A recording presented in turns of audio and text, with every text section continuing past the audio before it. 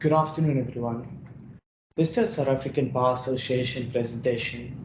As you are aware, the South African Bar Association is a weekly event at no cost to the participants and viewers to improve the skill set of our legal profession.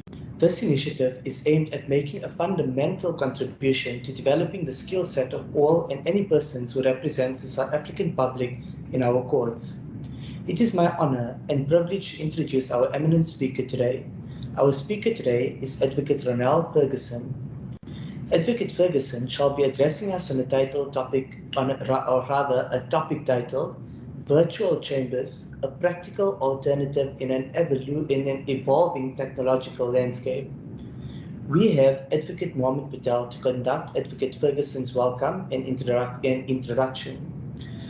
A few housekeeping matters. These sessions are recorded, and we appeal to participants to ensure that your microphone is muted and that your video camera is switched off. Accordingly, during the address, all participants shall automatically be muted. If a participant has a question, simply raise your hand. Alternatively, pose such question using the chat function on the Microsoft Teams platform. Further, during the question and answer session, please restrict questions to the speaker relative to the topic under discussion, and only pose such question when called upon. Without any further ado, I now hand it over to Advocate Patel. Over to you, Advocate Patel.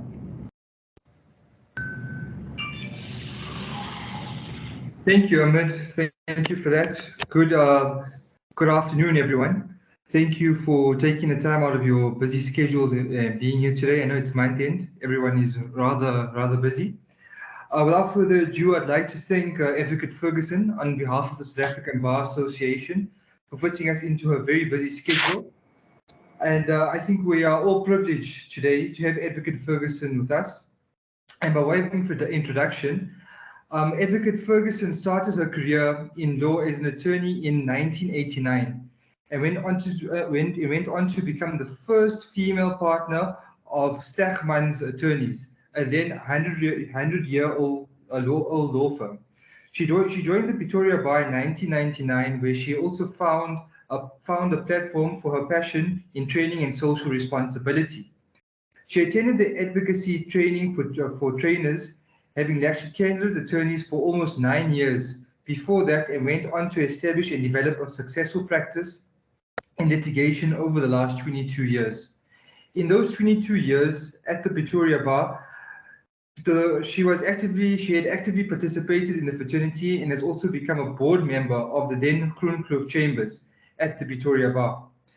It was during the hard lockdown in April 2020, whilst being forced to continue practicing from her home during that period, that Advocate Ferguson realized that the plight of and opportunities for so many of her colleagues during that period, then the concept of virtual chambers was born. Without further ado, I now hand over to Advocate Ferguson to give us a webinar on the practical alternative in an evolving technological landscape. Advocate Ferguson, over to you. Thank you very much, Mohammed. It's a privilege for me, having been invited by the SA Bar Association. I'm extremely excited to share the topic with you. And might I, as a point of introduction, say that this experience that we've all come through in the last 18 months, I can't imagine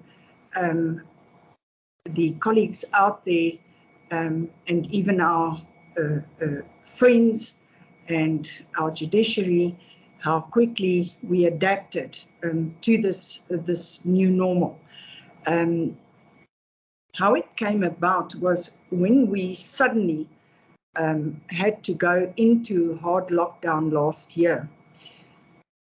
At Groenkloof Chambers, I think it was less than a week that we had to pack up and get out of there and make sure that we brought everything we needed and thought we needed and hoped that we have everything we needed and relocate, most of us probably, to our homes.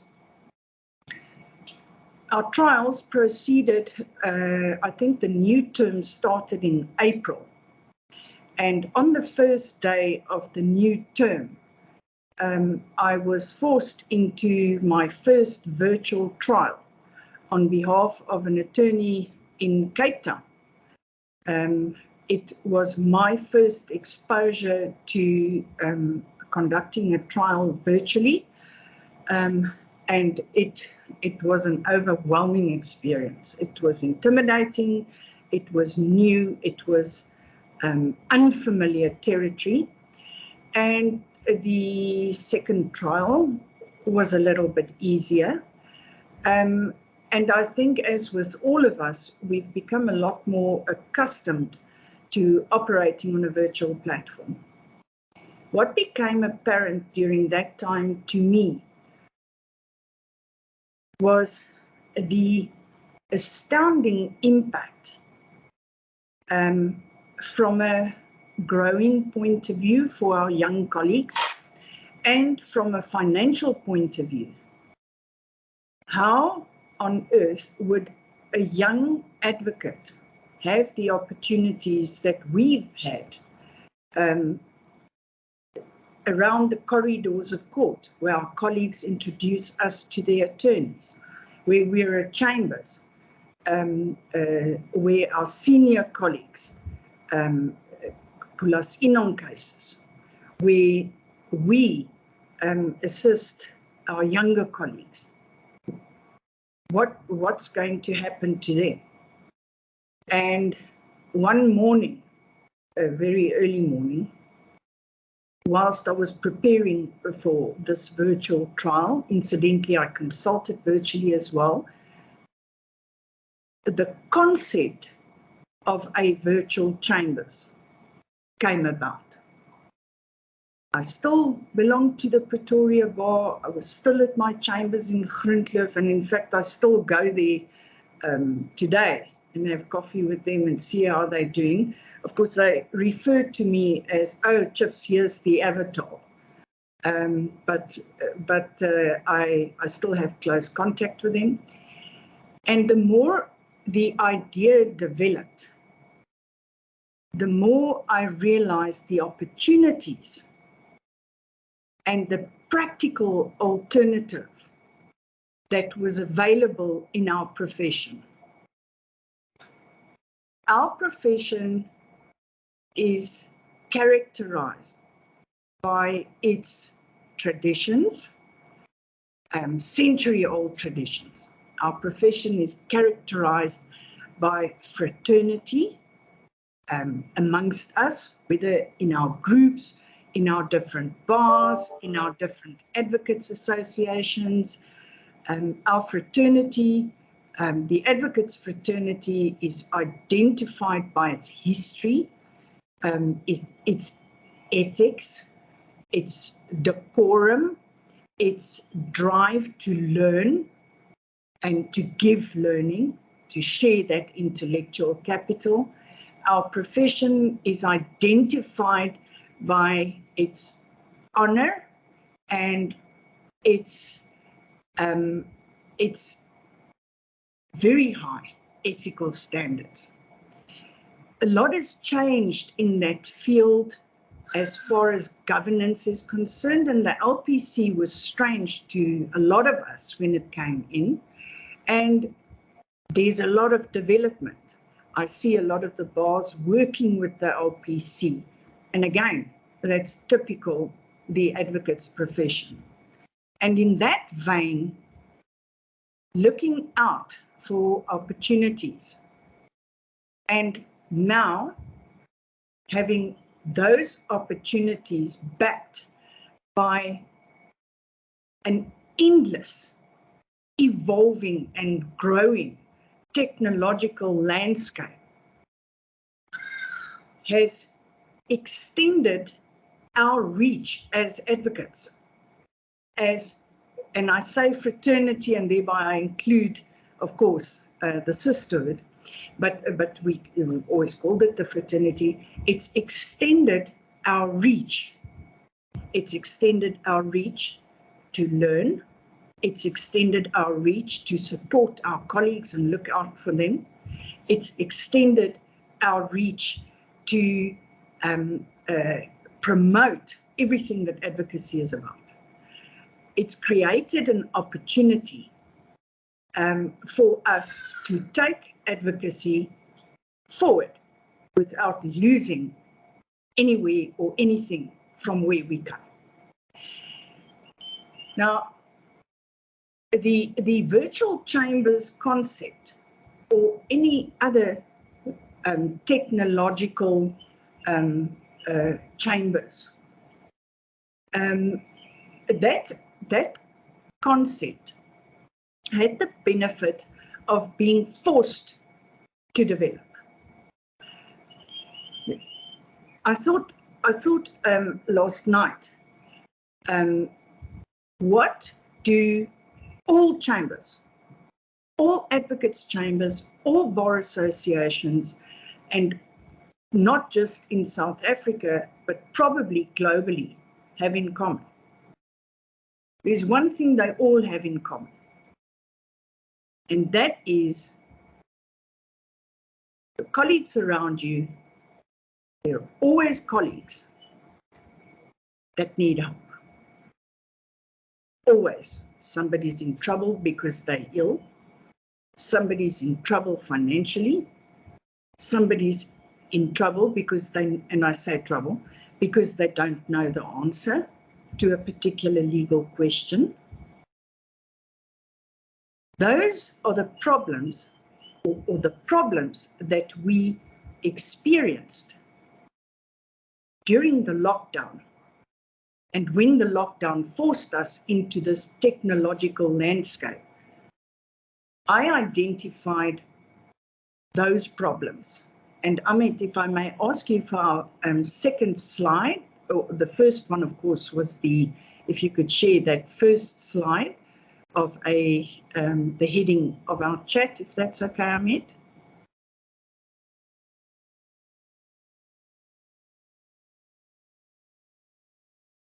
Thank you, Amit. I've got that. If we could go to the second slide. So the challenges and the common challenges of all of us, for all of us, is retaining the traditional culture of advocacy in this new landscape, our traditions, our integrity, our camaraderie, and everything that the advocate profession stands for. How do we retain that in these unprecedented times? What do we do with the financial duress of our colleagues? We know that as a result of that, probably flowing from that, we've got remote scattered practices and almost a diluted or partially diluted absence of that group participation. Because either people can't afford to be there anymore, people don't want to be at their chambers anymore, people want to practice but have realized the comfort and the convenience of practicing remotely. What you'll see just now is knock knock. We have all, not once but many times, walked down the corridor, knocked on the door, and said to a colleague, I'm in trouble here. You got a minute for me? I don't think everybody has ever walked into a colleague's rooms without being helped, or at least having your nose pointed in the right direction. That's how we do it. That's how I got to know my colleagues the last 22 years. What about that?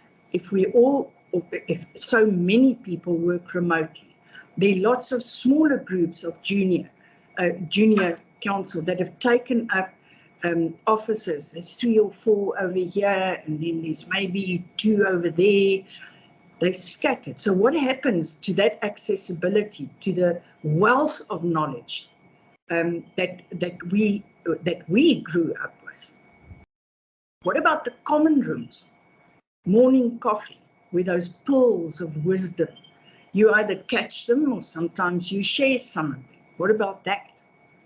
And I always tried never to miss it. Morning coffee, because some days you talk sport and nonsense, and other days there's a debate about a matter that somebody's dealing with. In fact, you hear about stuff that you didn't know a thing about. Always is learning, always learning there. What about that? What happened to, what's going to happen to that? Because it's never going to go back to how it was. That much we know. That much we know. What about staying connected in group format? And the common rooms and the knock-knock facilities, the training, all of that. How do we stay connected? What happens to our training and development? Have we evolved? Can we evolve more and quicker? But what about pupillage? Many of us have lectured pupillage. And you had your group in front of you and you could interact with them and you can see them and talk to them. What happened to their training during the hard lockdown? Where was their exposure to the dynamics in the corridors at court or in the insolvency interrogations or the arbitrations? That's a massive gap. And all of that, most of that, to a greater extent in some instances, and a lesser extent in others. The practical alternative in the evolving technological landscape, and Amit, if you will, is what do we do? Where's the solution? Well, the first solution, because the more you fight it, the less you're going to progress. So what do we need to do? We need to know that we have to accept that things have changed. The traditions of our profession, that'll never change.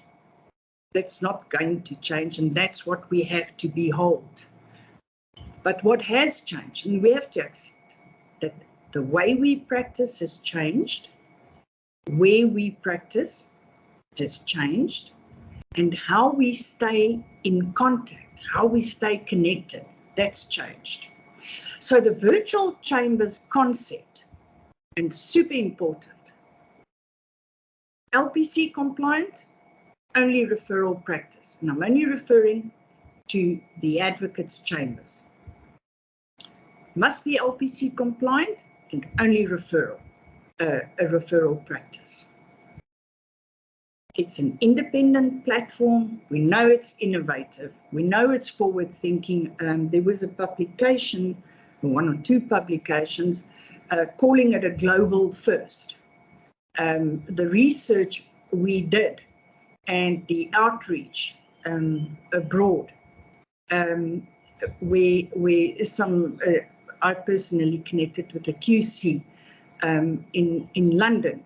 He said in the last 18 months he attended his chambers on 2 occasions, because he also became accustomed to working remotely, and then realizing, well, there are benefits to it, and then becoming comfortable with it. And then he said that he also started debating the justification of the expenses involved in the physical occupation of chambers. And this is not it's a bad thing to have physical chambers. Please, that's not the point. The point is creating an alternative platform with this technological landscape that's available for those who don't occupy physical chambers. The technological landscape is also a platform where we can achieve a geographically unlimited, inclusive platform for all. So one of my senior colleagues earlier in the year, when we spoke about this concept, said the qualified advocates done their pupillage, but they remotely based. But this gives them access to the big city chambers, to the environment where all of those benefits, the answer to all of their challenges, may well be addressed. Ahmed, if I may ask for that next slide, please.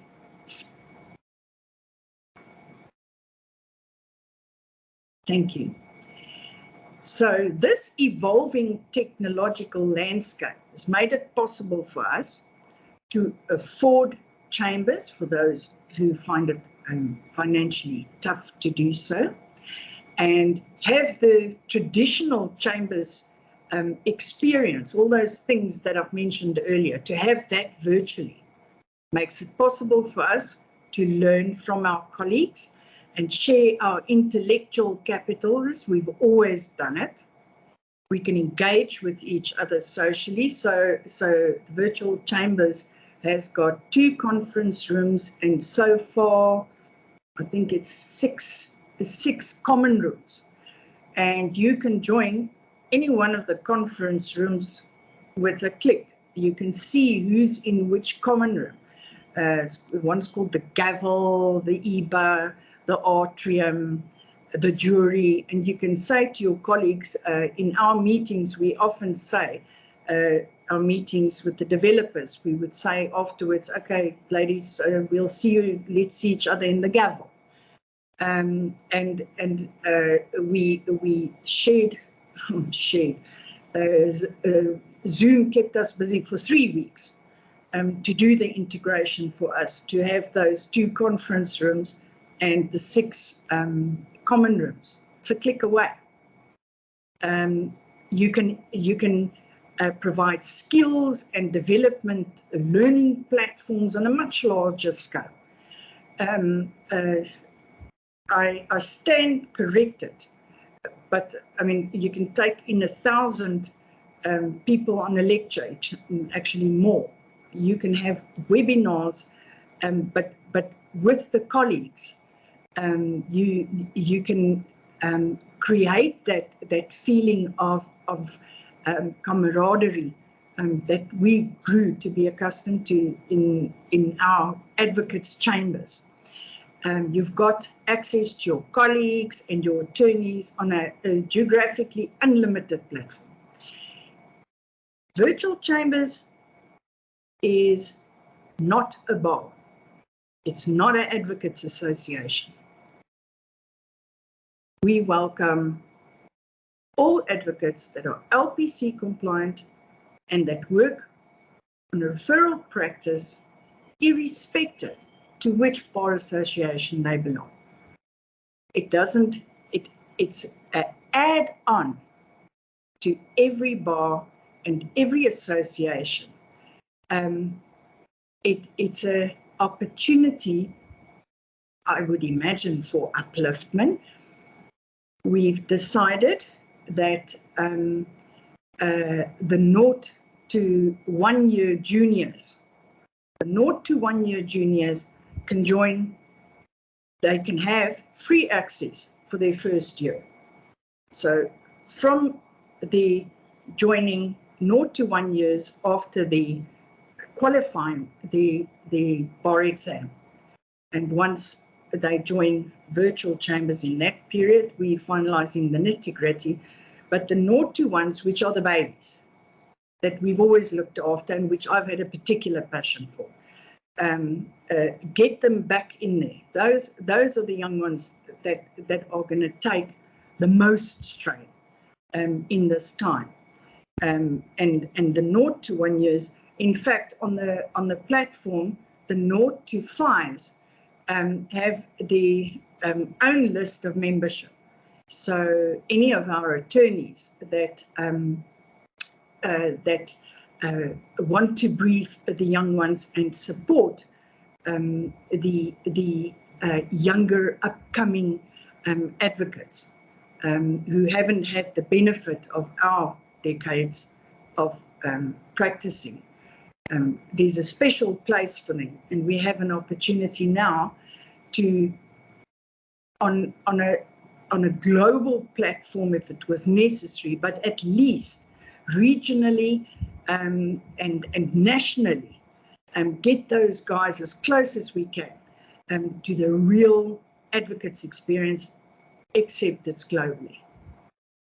And the Knock Knock platform on the Virtual Chambers website, Ahmed, can I bother you for that next slide? So we say here, we've created an alternative. It's an add-on. It's not another bar, and it's not another advocates association. Those that are there, and I served my bar for a long time, and I served my chambers for a long time. Those are the people that make this profession what they are. Without their experience, without our bars and the expertise and the logistical management, nothing can happen. And the add-on, the bars are working with the LPC, they're collaborating. And Virtual Chambers is just another add-on to make our advocates profession more accessible for the young ones, for the guys that run into trouble, that are eager to learn, that want to stay connected. That was our vision. It creates inclusivity, broad-based connectivity, and of course, it's affordable. Because although initially not so much, but I mean joining joining as a member is affordable. Ahmed, can I bother you? Thank you. So just to sum it up, LPC compliant referral practice, independent, innovative, forward-thinking, collaborative, resourceful, and committed. The commitment to our profession and its traditions, as I said in the beginning, that is the drive behind it. But this technological landscape that we suddenly found ourselves in, and the challenges that it presented, I think Virtual Chambers, and I know Virtual Chambers envisages a practical alternative to the scattered dynamic that we were forced into. Just before the Q&A section starts, there's a 45-second video, Ahmed, that I would love to share with you, and perhaps I'm in your hands. Mohammed, I think let's look at that quickly. It'll give our participants a better idea of Virtual Chambers as just one possibility of Virtual Chambers, but give them an idea on the 45-second clip. Good. Ronelle, you can with me and tell me if you can hear the audio of the clip, right? I'm no IT expert, but as you said within your address, we are all. So just bear with me, and could you please hear the sound, right? Thank you.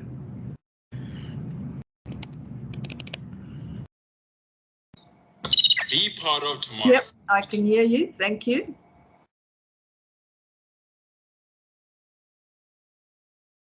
Ahmed, we've lost the sound now.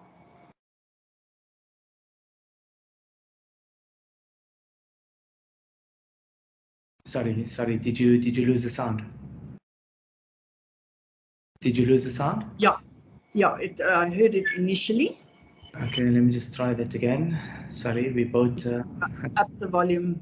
Let's go. Be part of tomorrow's advocates today. Virtual Chambers is available to all LPC compliant advocates receiving briefs from attorneys. Enjoy the full Advocates Chambers experience virtually all at a cost-effective rate.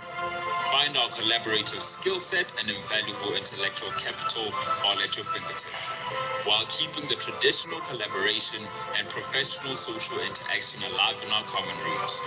Virtual Chambers welcomes all members, irrespective of whether you're part of any other legal association or group. Stay connected with colleagues online without the geographic limitations. Join the future of advocacy with Virtual Chambers, the real Chambers experience, virtually. So that's that in a nutshell. I could probably keep you busy for hours, but I think I've done my time frame. Mohammed, over to you. Thank you.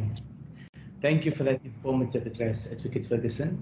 The South African Bar Association is indeed indebted to you. I have now opened the platform. Sorry, I haven't. Just bear with me for 1 second.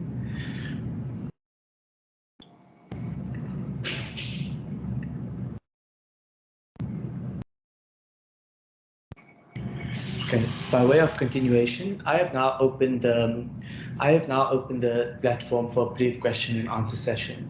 By way of a reminder, should a participant have a question, simply raise your hand, alternatively pose such question using the chat function on the Microsoft Teams platform, where I shall pose the question directly to Advocate Ferguson. Advocate Ferguson, there's a first question from Advocate Bart Ford. Advocate Ford, you can simply unmute your microphone and/or enable your video.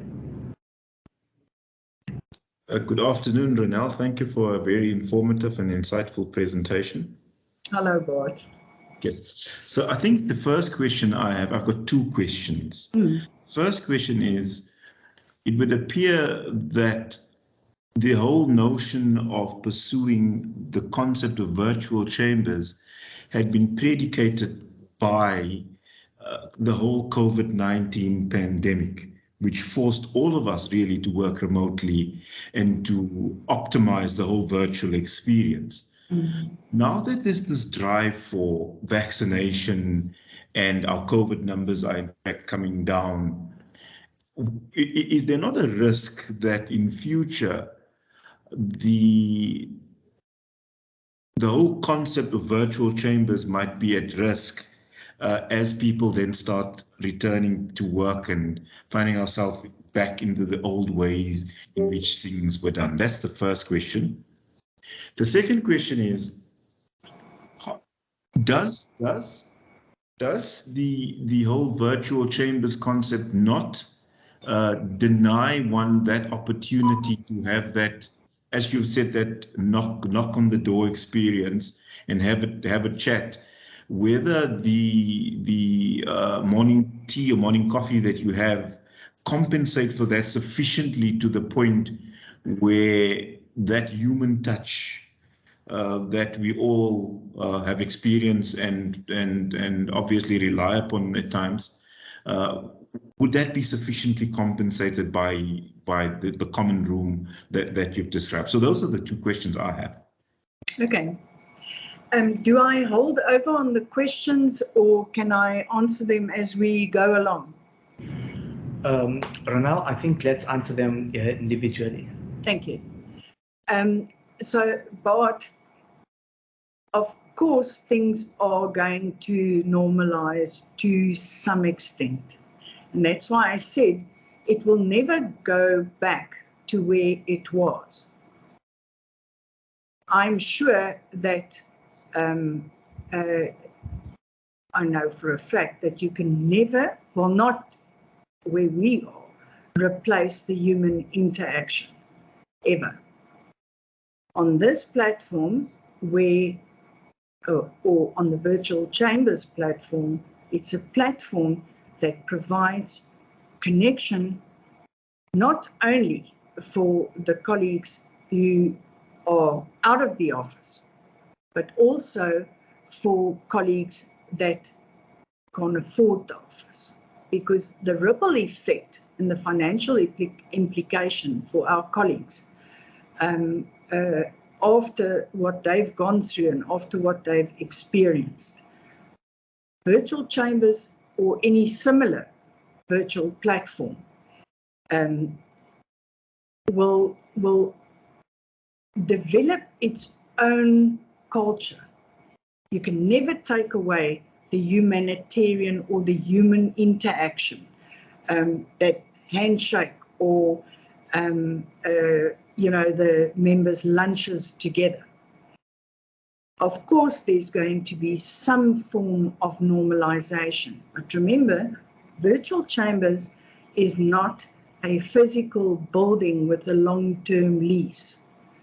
Virtual chambers, and you join, and it saves the day because you've got colleagues. Let me just give you an example, a solid example, Bart. In the members area, when you click on knock knock, you type in the topic and you type in your question. And that gets sent out to all the members of virtual chambers at the same time. Each member can then either answer, join the conversation, or not. But your reach is so much wider. The benefits of the platform is of such a nature that it adds in this technological landscape. It adds, there are more opportunities because of what's available on a technological platform. So in the past, you would walk down the corridor and ask 1, 2, maybe 3 colleagues what they think. Virtual chambers, if you type in your knock knock, it goes to everybody. So your reach as far as help there is much wider. So you might think that you want to go back to chambers, but you might not want to leave the virtual platform. And I'm not talking about virtual chambers itself. I'm talking about the virtual chambers concept. And you can retain your virtual chambers membership or not. So it's not about a risk where you have to retain the numbers to pay the rent to the landlord. Virtual chambers will have its own traffic and the young ones will come in. I've had, interestingly enough, some senior colleagues asking about it, mentioning that they haven't been back to chambers and they're actually quite enjoying working remotely. So it's got its own dynamic. One can never predict, but it's not a risk.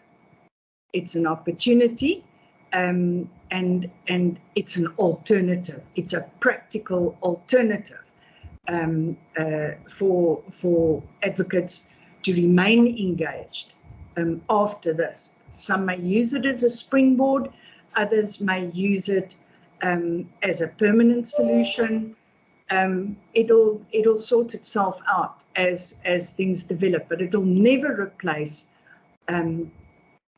bar associations or advocates associations. It'll never replace that. Instead of having, I would imagine, hundreds of advocates working remotely, and you only have to look, and we're starting to normalize already, but you only have to look at the virtual roll calls and the motion calls to see. Even virtual chambers has got the live stream. We load the live stream to the Constitutional Court and to the Supreme Court of Appeal. So as soon as they go live, our members have the 2 screens and they can keep an eye on what's happening in those 2 courts. I digress. But if you look in the background, it's interesting to see how many of our colleagues are practicing in what looks like remote chambers. So yes, it's going to evolve, and yes, it's going to change, but I don't believe it's a problem. Thank you, Ronelle. Thank you, Amit. Thank you, Council. There's a question from Acting Judge Romeo Ntambaleni. Acting Judge Romeo, you can simply unmute your mic and or your video. Thank you. All right. Thank you. Good afternoon, Ronelle. Hello, good afternoon, Judge. Yeah, look, I think I just want, mine is a comment. I want to agree with what you're saying. Even if we are going back to business as usual, when you were explaining to Bart, I think this platform is a very necessary platform because it rather invests in people than in buildings. So it's so important that people should not invest in buildings, but invest in people, because I've never been a fan of big lease rentals where an advocate is paying 40,000 a month and he's working. He doesn't even have a life insurance policy on his life, but he's paying chambers for 40,000. So yeah. I believe for a fact, Ronelle, that this is the future. And as the country is moving slowly into the fourth industrial revolution, the virtual platform will not die. The natural chambers may die the natural death, but the virtual chambers will be the future, because on a click of a button, you can be able to connect with an advocate who's practicing in Cape Town and ask a question and get an answer there. So for me, that is the future. But Ronelle, I just want to encourage you to say, when everything starts, it starts this way. It starts slowly, but this is the future. Rather than having a physical landlord that will be coming, knocking on your door, you have a flexible approach of a system that you can be able to manage anytime and disengage anytime without expecting someone's coming on your door. So I believe for even older and younger practitioners, it was so difficult to be a member of the bar, either Johannesburg or Pretoria, to say you want to practice from home. You had to write a 40-page document to explain why there's a need to practice from home. So this is flexibility. This is the future. And I believe that we are slowly but surely going to go into the platform. Lawyers are dinosaurs. They are very difficult to transform. But as soon as we are going into transformation mode, this is the future, Ronelle. And I just want to encourage you. This is the right thing, and continue doing it this way. You have my full support. Thank you. Thank you very much. I might just add on to that by saying the short to medium term vision is to engage with our bars and to see in the character and the tradition of our profession to what extent virtual chambers or any other similar chambers can provide an alternative for colleagues that are struggling to pay the rent in the buildings. I must tell you, I'd be surprised if anybody in this platform will be able to say they don't know of anybody that's struggling with their fees and paying the rent.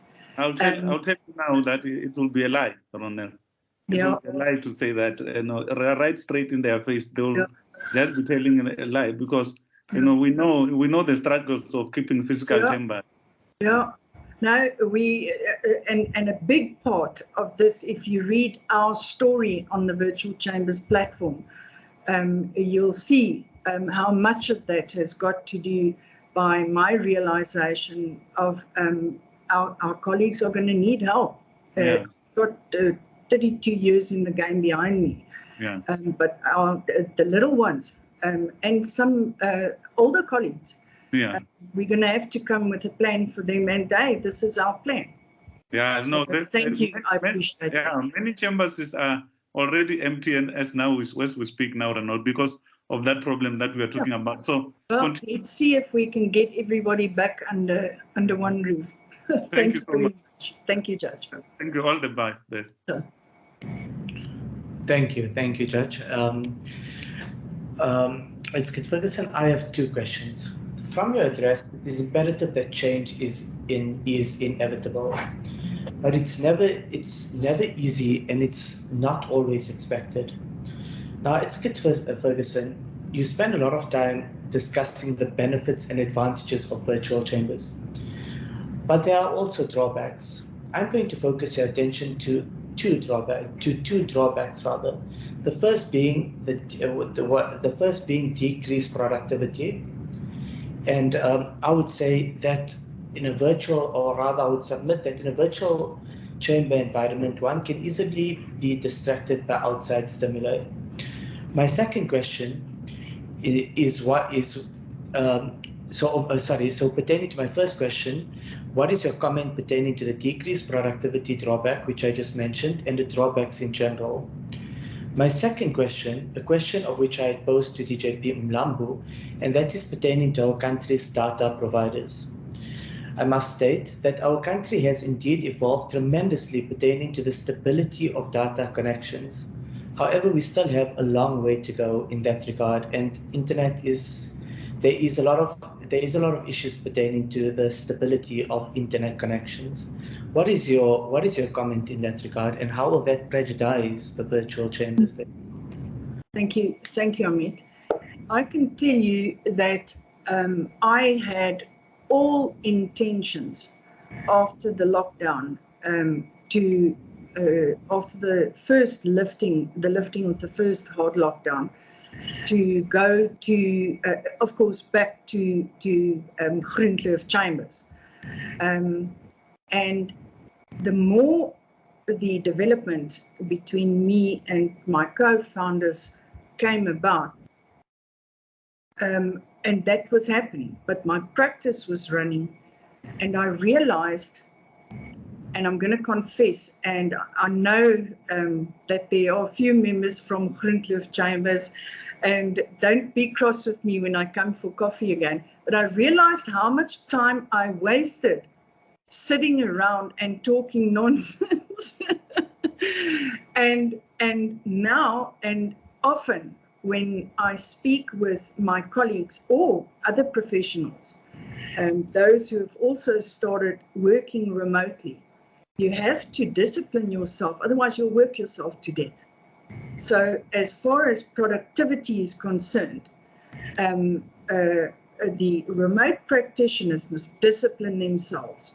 Your computer is too close, your files, your chambers are too close, and you can spend up overworking, because normally, and I know that for a fact, one would finish your day and go and hang out with the colleagues and maybe have a glass of wine or a cup of coffee, and you could have been long gone by then. So if you work in a remote space, you just carry on working. So I can assure you from my personal experience that decreased productivity, it's in fact the risk of increased productivity because the distractions are so much less. Provided, of course, you're not surfing the internet and checking up on Instagram and stuff like that. But if you sit down to work, then, and the nice thing is the chambers are up there on your screen or your other screen, and you can see when the SCA starts. Your emails tell you if a knock comes in. So no, I'm not concerned about that. As far as internet stability is concerned, the risk or challenges in respect of internet stability in our country is no different to any other platform than it is for virtual chambers. What we do know, and I'm still learning the big words, but the data management the server is a very, very big server. So unless we have a Black Friday experience of members joining up, it's a very, very big platform. So I hope that answers your question. Just to add on to that, what happens to the individual members? So pertaining to my internet connection, now that's what I'm referring to. So not pertaining to virtual chambers. What happens to my internet connection or anyone else's internet connection for that matter? Your challenge as far as the internet is concerned will be the same challenge that you're going to have if you're appearing in court or during a consultation. And as little as MS Teams can fix your internet problems as a service provider, your participation on on a internet platform or any kind of a digital platform and that, for example, is typically and you're giving me ideas, you would have seen I've got a soft spot for social responsibility. And we've been approached by some corporates, and that's a nice thing to talk about, is looking at extending Wi-Fi and internet opportunities for the babies, for the junior colleagues. Thank you. Hope that answers it. Yeah, indeed. I see Well, some that's questions. a question. And if you mind, I'm going to now move to the questions in the chat, right? Oh. There's a question from NLHA Consulting. The question, I'm going to read it out verbatim. How many advocates are currently signed up for virtual chambers? And also more specifically, how many advocates from the Western Cape? Okay, so let me just explain this as far as members signing up is concerned. Biso said that he had finalized and gone live on Amazon for 3 years before it started gaining traction.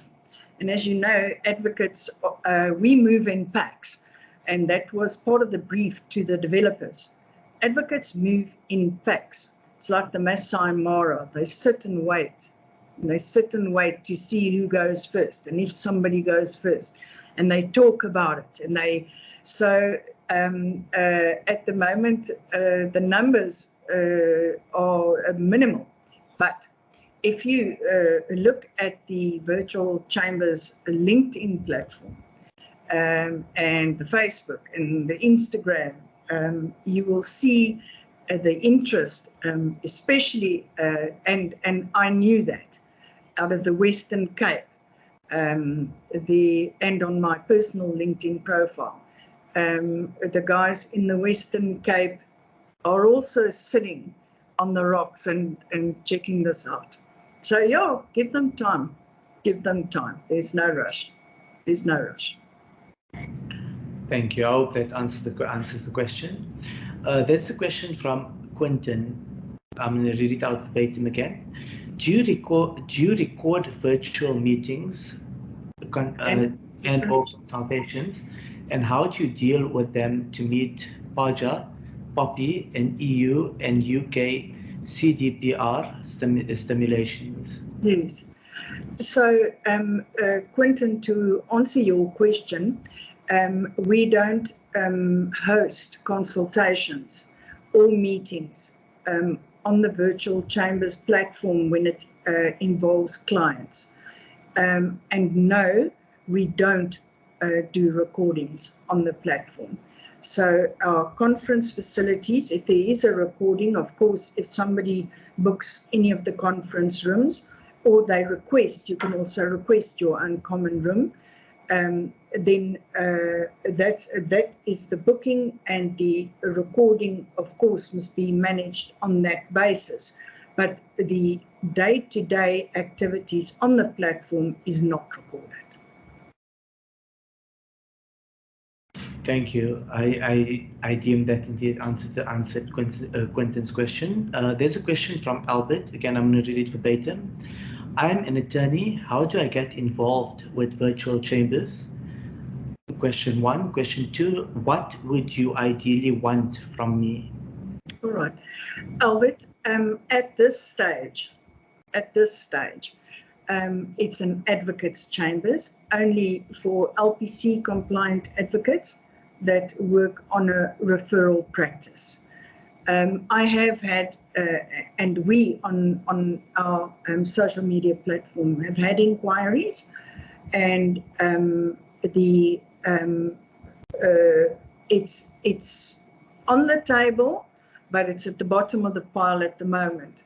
So what makes this interesting? We've also had some reach out from speech and language pathology in the UK. They are also single, remote practitioners, unless they are in a practice of 3 or 4. And this platform So it's written, and the groundwork has been done. So it shouldn't be difficult to twig it. For example, for our colleagues in Australia and London, and then there's also been inquiries from Kenya. I know that we've got present in today's webinar colleagues from Kuala Lumpur, and I saw Zimbabwe, and each country has their own compliance requirements and their own compliance legislation. So the platform itself, from a technological point of view, is in place, and for the attorneys or other professions, one should, in the development phase, be able to adapt it to, especially single practitioners who are attorneys. We've thought about the benefits of single practitioners, when it's one or two people in small firms. And a similar platform would certainly go a long way. So watch this space. Let's just get the prototype off the ground, and we'll come back to you. But keep a lookout on Virtual Chambers' LinkedIn page. Thank you. Just to add on to that, Ronelle, I'm actually part of the New York Bar Association as well, and there's quite a few members that are online as well. Oh, wow. I wish you the best of success. There's a question from Quentin. I guess Quentin is going to be joining you very soon. I'm going to read it out verbatim. Is Virtual Chambers a responsible party, in brackets Poppy, and who is your information officer in terms of Poppy, Redwood, Baja? Our Poppy compliance documentation is on the home page, Quentin, and you'll find all your answers in the positive right there. So it's on the home page, and I'm the information officer, as I am the responsible person. But it's all there. You can just click on the Poppy tab on the home page, and all the registration documents will pop down. Thank you. There's a question from Advocate Ford. Would attorneys be comfortable to brief counsel who operate from virtual chambers? Is that question posed at me?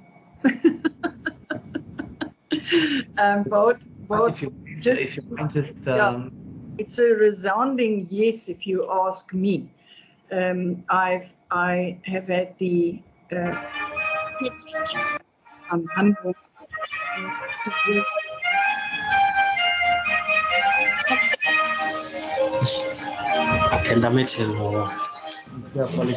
Just hold on, I don't know who that is. Thank you. Please continue. So I've had the benefit to work with fantastic attorneys over the years. I still work with them. In fact, they've now probably realized with the increased productivity, now that I'm talking a little bit more nonsense in the corridors. So from my point of view, my personal research prior to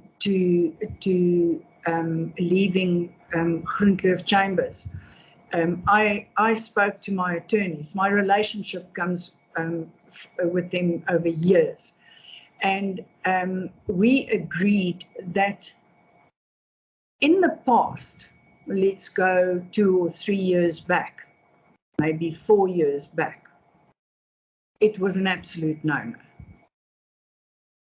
The concern was that if you don't belong to a bar, you're a renegade. The LPC when it arrived on the scene, and different views on its role and its purpose, I was happy to see in my research for this webinar that there's collaboration between the bars and the LPC, some of the bars and the LPC. That's brilliant. So I think 3 or 4 years ago, maybe less, big no-no. Now, in this evolving landscape, I think it's doable, and I think the attorneys have grown with us in this time. One of my attorneys before the lockdown would not entertain a virtual consultation at all, and he's come around too. Occasionally, purely for that human contact element that you spoke about earlier. Of course, we have physical consultations, but even the more conservative colleagues have come around, and our attorneys, and it's a growing process. I mean, it's 18 months only since the hard lockdown. So there's a lot of growing that needs to be done.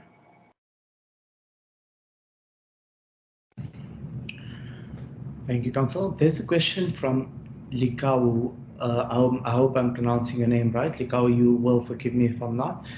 I'm going to read it verbatim. Afternoon, Council. How will this virtual chambers assist us as baby juniors, and how do we join? Now, I think, Council, you have addressed us in terms of how it will assist in terms of baby juniors. Mm. So so I'm going to move to the second question of Likau. Yeah. How do we join? Okay, so that's very easy. It couldn't be easier. www.virtualchambers.co.za, and you'll find everything there from start to finish, and to join.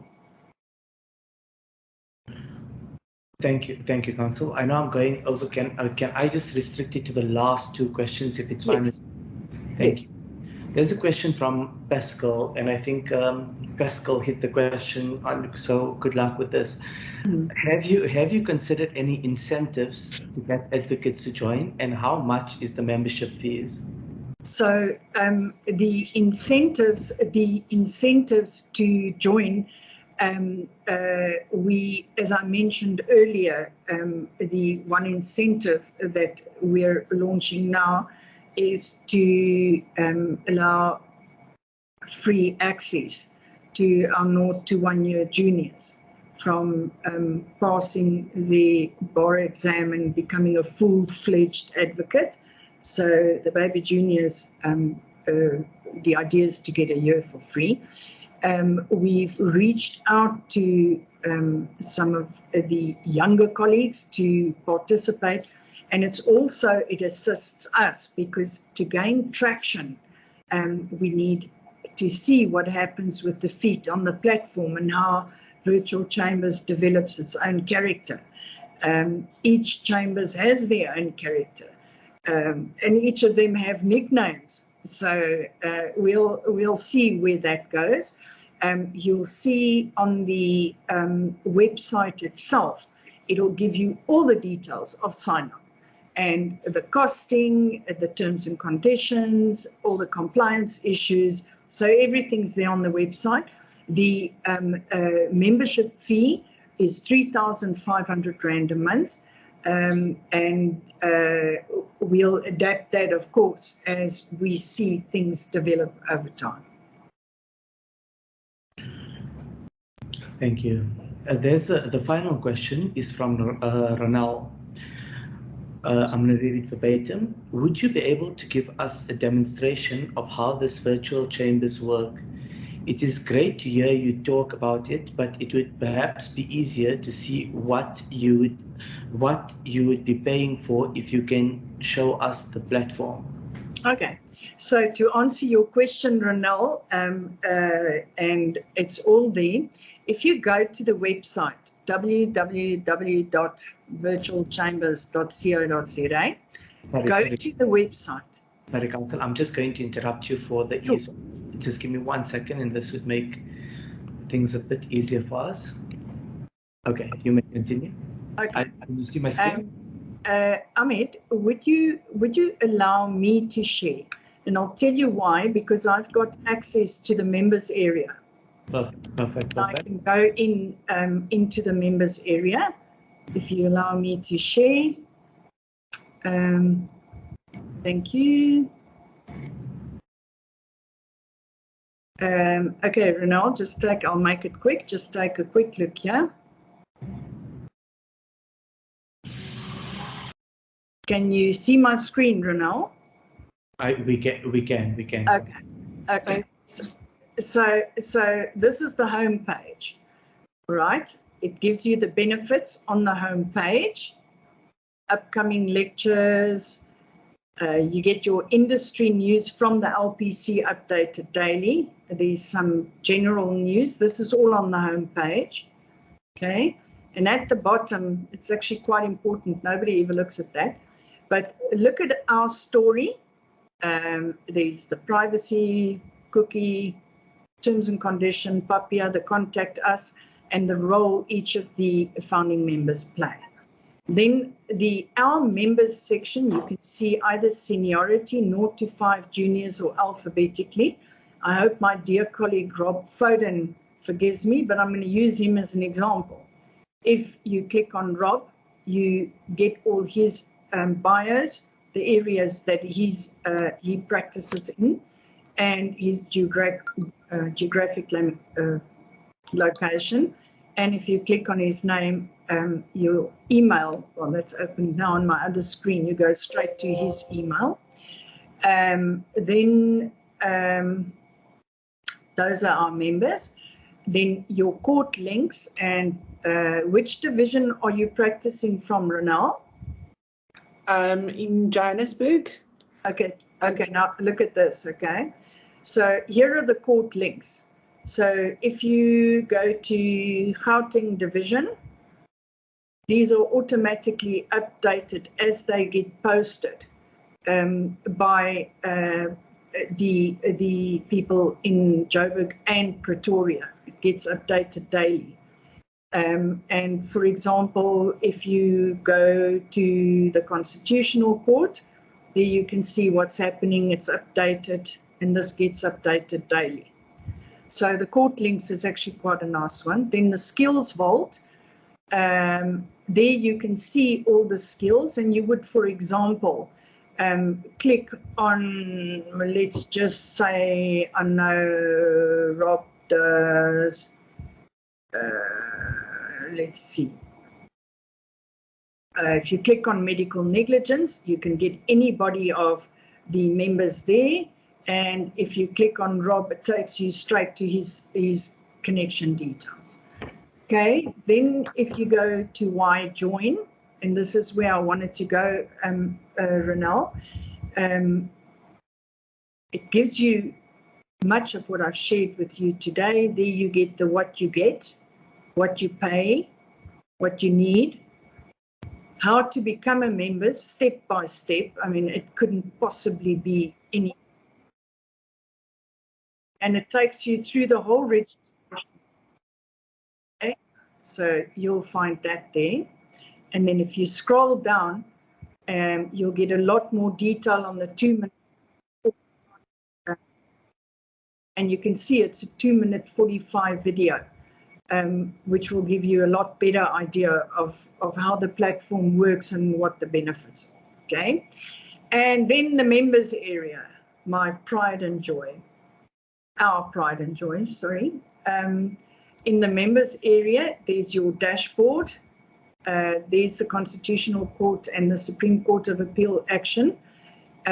So the moment that any one of those two courts start, and especially I think if you're sort of waiting to be led into court, or the little ones that are waiting for the phone to ring, I mean, you can learn so much right here and you just click on any one of the 2 courts that are in sitting, and you can see what's happening there. So there's a notice board if there are changes coming through. That's the dashboard. Lectures and training speaks for itself. Okay, here are the common rooms. Okay, so if I joined a common room, Renee, can I ask you to join the gavel? Renee is on the platform, and while she signs in to the gavel, I don't know if Rob is on the webinar. Rob, if you could join the gavel as well. And what you will see, and I'm going to move on so long, but what you will see is that if you click, I'm going to click now. I'm going to look for Renee there. Just say open, launch meeting, and oh, it's on the screen. And join with video. And we've used Zoom purely because, okay, there's a lot of research that went into that. And there's Renee. Thank you, Renee. I just want to exit full screen. And immediately, I just want. Oh, my video is being used. Sorry, my video is being used for the MS Teams meeting, but that's as instant as it is. To go into the common rooms, and if I can just go back to virtual chambers, you'll see the Bongi. Okay, there's Bongi, and if you go back to virtual chambers' website, can you still see the website, Ronelle? Yes, I can see it. It's awesome. Okay, so there you can see who's in the gavel. And you can decide if you want to go in there or rather meet somebody else in the pub. That's like a Friday afternoon wind down. But it's instant, and that's what took so long with Zoom, is to establish this integration. So that is basically for the members to just collaborate. It's not really for meetings with clients, but mainly for meetings between the different members to say hello. Okay. Look at the bottom there, request a room. Okay. So what you do is you request a room, and in the back end, we create a room for you, we lock the room, and it's your room. So you can consult and you can request a room. So it's not just the conference rooms if we have lectures or issues to discuss or any further developments, you know, there, of course, there's going to be a lot of that. But there's also the common rooms, which you see here, and you can request a room. Okay, so, and then there's knock knock. I think all service providers, we've just put quick links into any of these. For example, the PC hardware guy, but if you click on for example, SAF Air, whoop, you straight there. And that's just to make life easier. There are other guys, Capital, if you want to organize big boardroom conference facilities, excuse me, and not be an avatar. So that's there. And then when we spoke about knock knock, excuse me, new knock knock. So you enter a title, my first liquidation inquiry. Where are you, Bongi? Okay. Sorry. And then enter introduction, first meeting of creditors, and you say, dear colleagues, I came unstuck today, and then blah, blah, blah, blah, blah.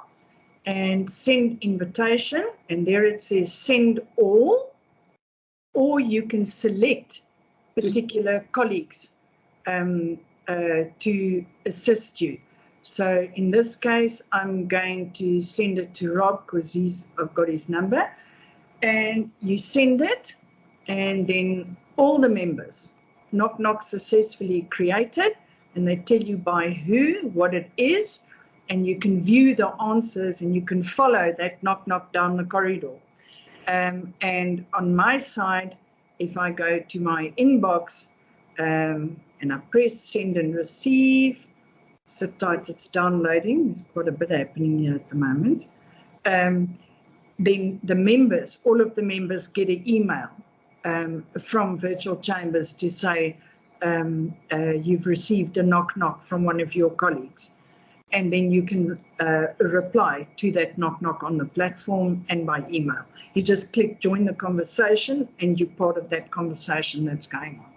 So that's Knock Knock. Great. We started a typist pool. We know that a lot of typists have also become the victims of this past 18 months. And we've reached out to a few of them. Some of them have reached out to us. And we welcome them because it creates a landing for them, an opportunity for them to try and pick up the pieces. So we create a typist pool, and any of the members can establish their own relationship with any one of these ladies. You phone them or you email them, and there's a typist at the tip of your fingers. And it's also a bit of a social responsibility thing because we don't, it doesn't cost them anything to be up there. We need to be happy with the experience and see that the rates are reasonable and put them up there and see if we can sort them out. So, yeah, that's most of it. Fantastic. Thank you so much for that. I really do appreciate it. No, it's a pleasure. It's a pleasure. Thank you very much, Ronelle. Thank you. Before I end, tell me, Ronelle, I saw on one of your pages you had the capital, inter alia, the capital, and SAP and stuff. Yeah. Being part of or being a member rather of Virtual Chambers, do you get any discounts in that regard? It's funny you should mention that. So, look, we are, that's in R&D, and it's very hot on the table. That much I can tell you. So it's in R&D, and we've got some interesting opportunities there, but it's definitely in R&D. Good. I'm sold. Thank you. Council, I have regrettably closed the question and answer session due to time restrictions. What remains is, on behalf of the South African Bar Association, we sincerely thank you for your inspiring address and obviously for your time. Appreciation to Advocate Patel and all those that have participated virtually and shall be watching the session at their leisure. These sessions are recorded, and the recordings can be found upon the South African Bar Association website, that being www.rsabar.net. I thank you. Thank you very much. Thank you, everybody. Thank you. Thank you. Thank you, Council.